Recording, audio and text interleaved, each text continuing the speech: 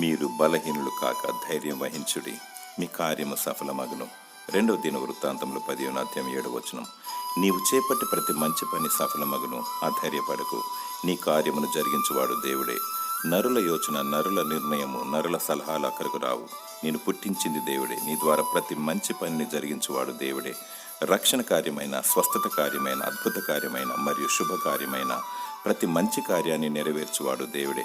దైవ చిత్తానుసారమైన ప్రతి పని సమాధానం కలిగిస్తుంది, ఆనందమును, తృప్తిని, కీర్తిని కలిగిస్తుంది.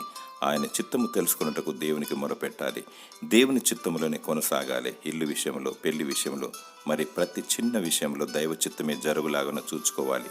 నిత్య సమాధానము అనుభవించాలి. తన బిడ్డలను దేవుడు సరి అయిన మార్గంలో నడిపిస్తాడు. సాతానుడు గలిబిలిని రేపుతాడు. కృంగిపోక ధైర్యం వహించి దేవుని స్తుతించు. దేవుడు నమ్మదగినవాడు. దేవుడు తన చిత్తమును నీ పట్ల నెరవేర్చునుగాక. ఆమేన్.